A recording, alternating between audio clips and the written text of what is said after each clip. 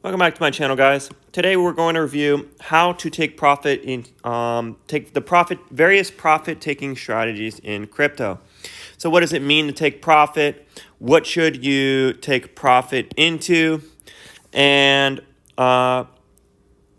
where should you store your assets? These are some of the topics that we're going to cover.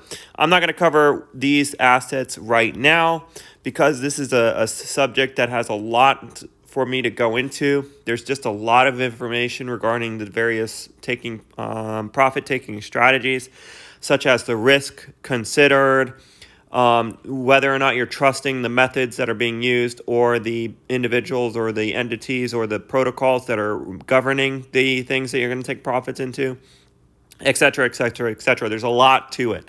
But the basic thing that I'm going to try to cover in this video is just basically what does it mean to take profit. And then for later topics, I will cover what should you take a profit into, like some of the ideas, the various paths such as precious metals, dollars, Bitcoin, lifestyle preservation, your unique skill assets, and assets backed by NFTs. And I might even add to that list when I go and do more research into that. And also there will be where should you store your assets. And that's going to have more research as well, because I know there's a lot of DeFi protocols, and I'll try to go over various ones. I'll go over popular ones. I'll go through ones that I think have the best risk-adjusted returns. So there's a lot to it. And it's a lot of information to go over. But for this video, I'm going to stick to what does it mean to take profits. And so our goal is to remove risk. And so what that means is, if you think from a math standpoint, it's a Sharpe ratio. We want to make it to where we remove volatility from our portfolio, because we believe that we've captured the benefit side of volatility. We've captured the volatility's benefit, and so we want to remove the volatility until the bad part of volatility is the downside of volatility comes out, and then we can re-enter back into volatile assets, so that we could see the upside of the volatility.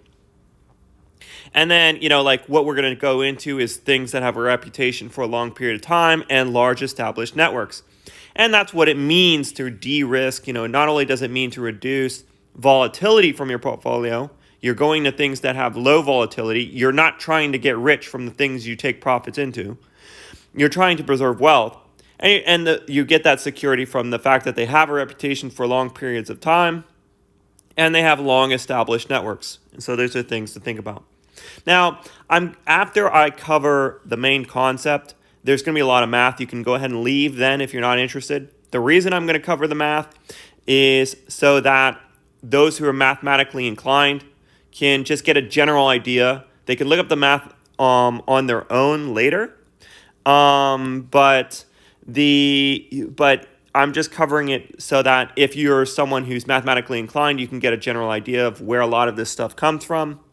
The Sharpe ratio. This is just the Sharpe ratio derived portfolio strategy. But from a general sense, before I go into math, this is the last section that the non-math people want to pay attention to.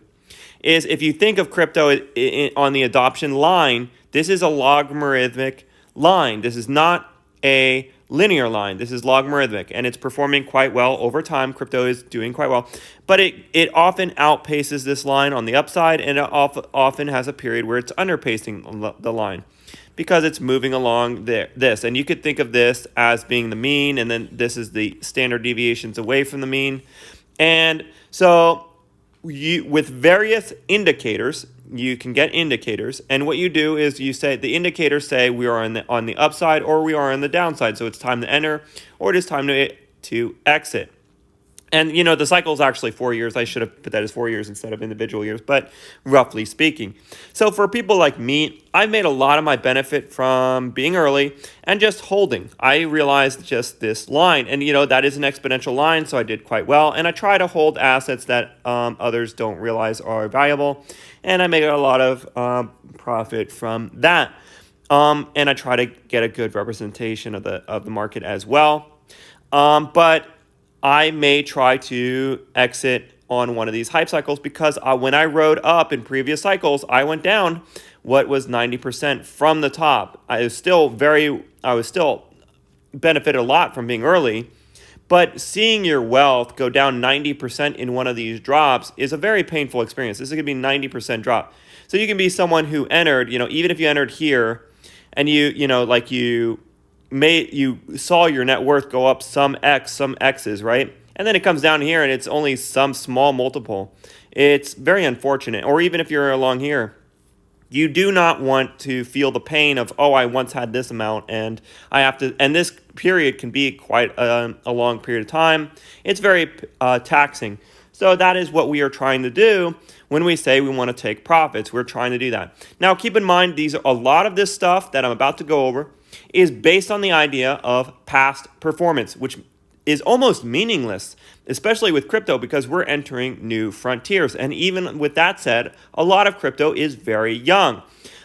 So there's a lot of unexpected things. So it's hard to say that a lot of this is reliable because the future is unknown and we are entering this might look super clean, but the reality is reality is not clean as the math suggests. The point of the math is to get your mind to think in generalizations and general patterns that may or may not be useful to you. It is good to have those as your toolkit because it'll allow for you to take advantage of them if you think you're getting that opportunity, but in some cases it is not. And so that's just my abbreviation there. So for those people who are not interested in math, you can go ahead and leave. This is that's the summary of taking profits so far.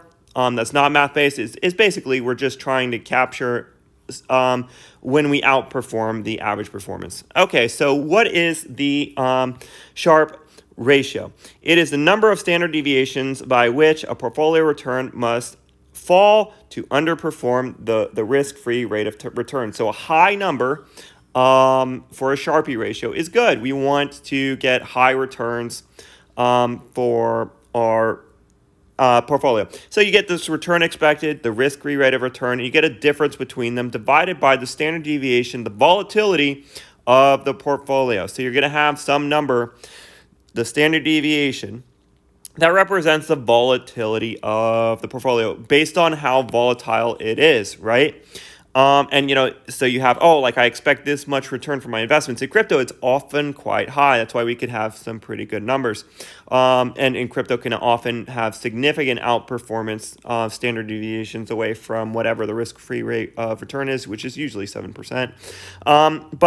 So where does the standard deviation come from?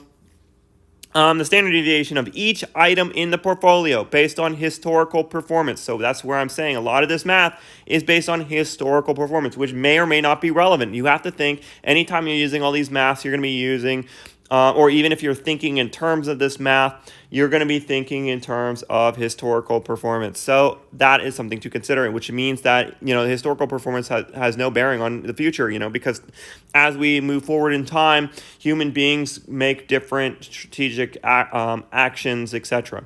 All right, so that being said, the mean is, just the sum of whatever the items are divided by the number of items, and the standard deviation of performance is based on the sum of performance, subtract the mean squared, divided by n minus 1, which gives us the standard deviation. So it's like a semi-average. So yeah, you get your performance minus whatever the mean performance is. So you have some average performance, and whatever the deviation from that gives you a difference. You square it, you divide it by n minus 1, and you get your standard deviation. So the standard deviation for each item, you get an average of those, and that's how you can calculate the standard deviation of the portfolio, for the portfolio, the return expected. All right, so with that being said, so we're to get more into what the Sharpe ratio would mean.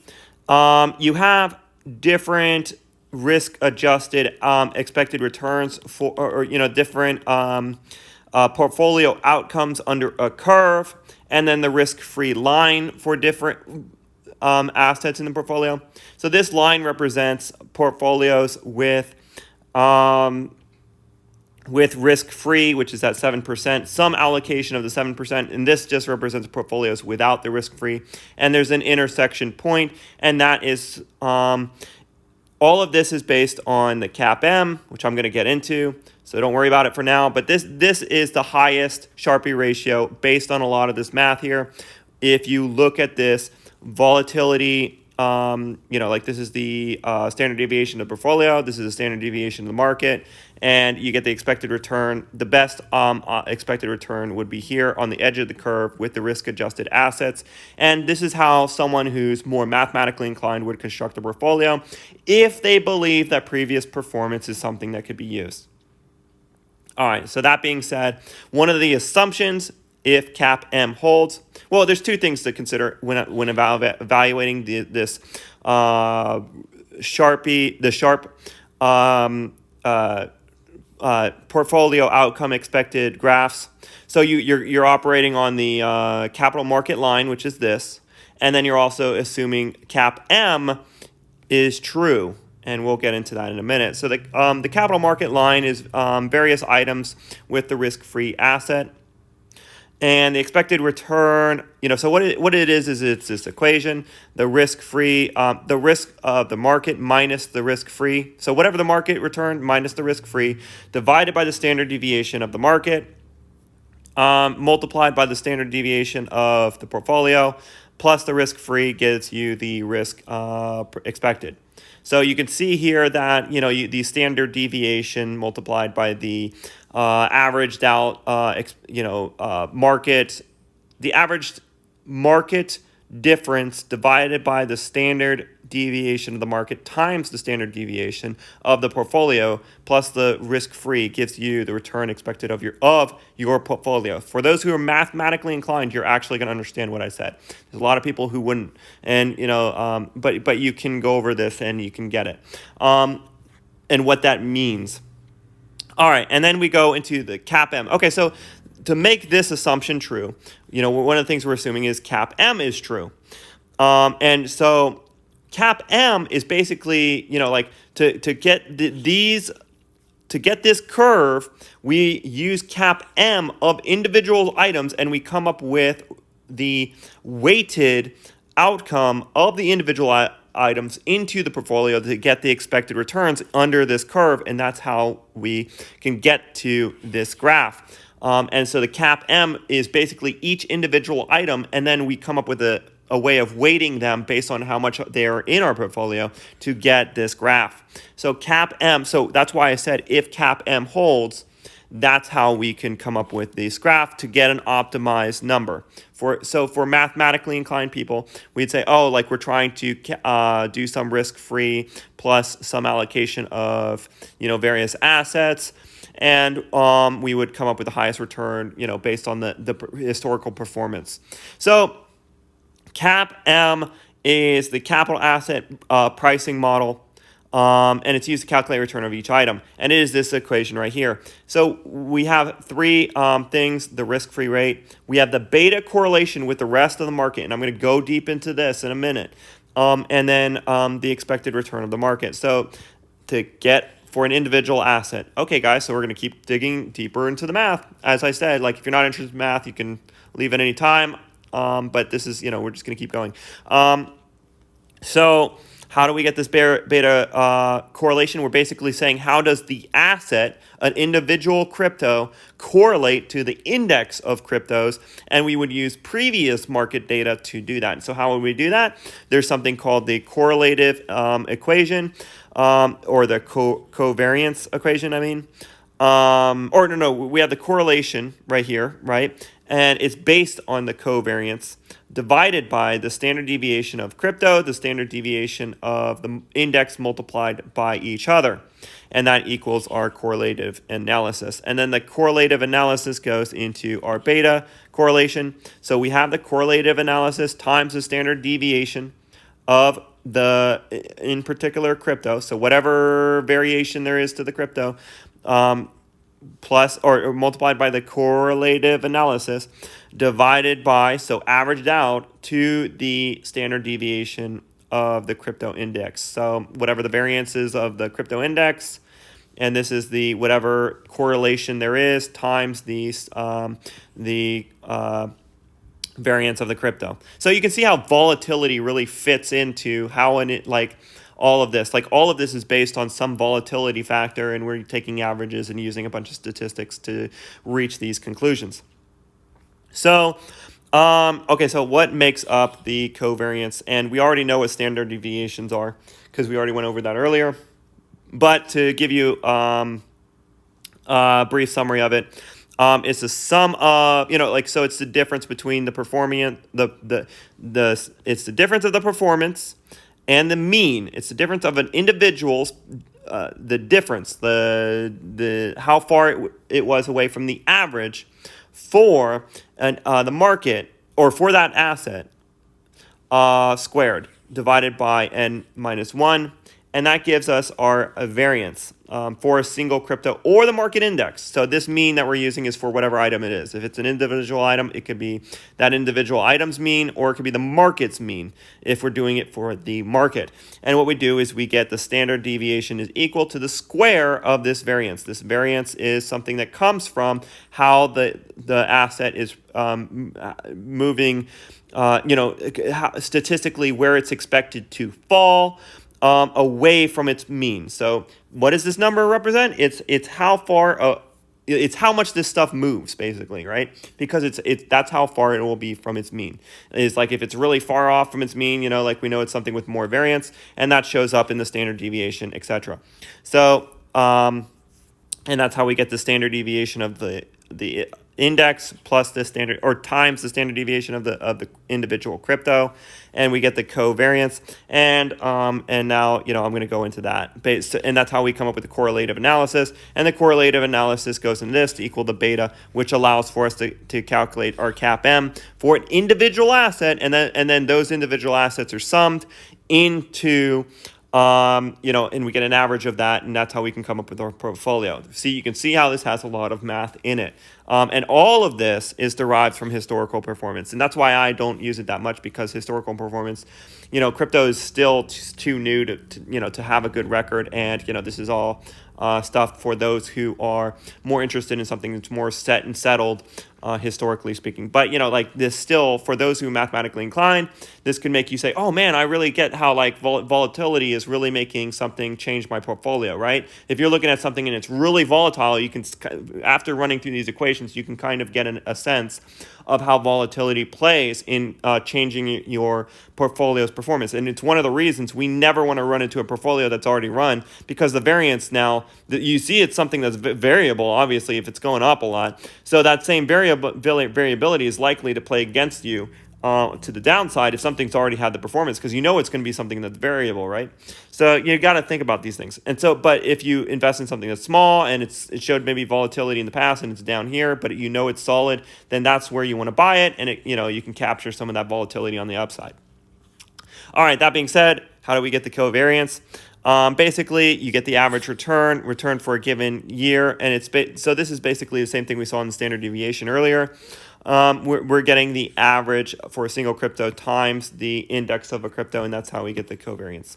So, this is for a given year, this is the average of that individual crypto. This is for a given year for the market, and this is the average of the market's returns divided by n minus 1, and that's how and then these multiplied together. So this is basically the analysis of the index. This is analysis of an individual, and then that's how we get the covariance. And so you can see, so if someone who understands math a little bit better, they might say, oh, wow, this is an interesting stuff. And you could always look up this stuff to get a better understanding and run the math for yourself and get the crypto numbers for yourself. But the reason I went over that math and all of that for taking profits is because I want you to understand, when you're adding something of volatility to your portfolio, you're taking risk. You're adding risk to your portfolio, especially if something runs up.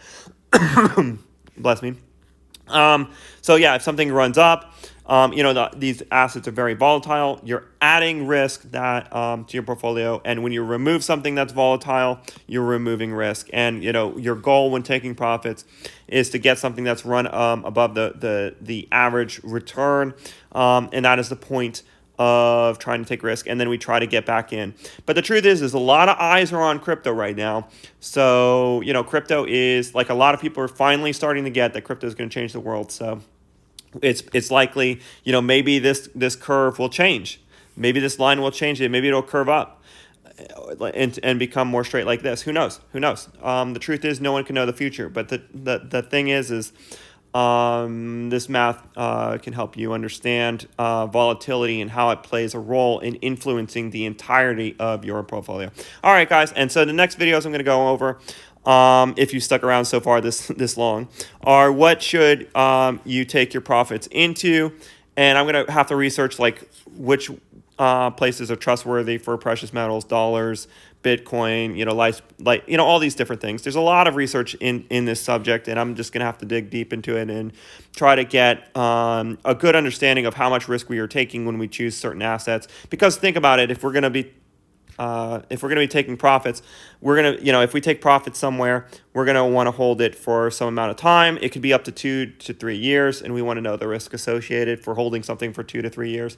And, if we can hurt it in yield accounts, etc. I'm looking to get some yield in my accounts, etc. So these are all concepts I'm going to be going over. All right, guys, hopefully I didn't get too much into the weeds on this one.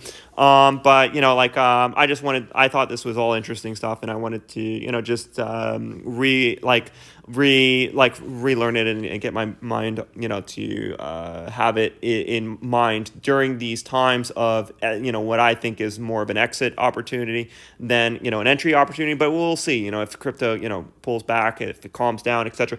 All of this is, we're entering into new territory. That's what crypto is. It's changing the world.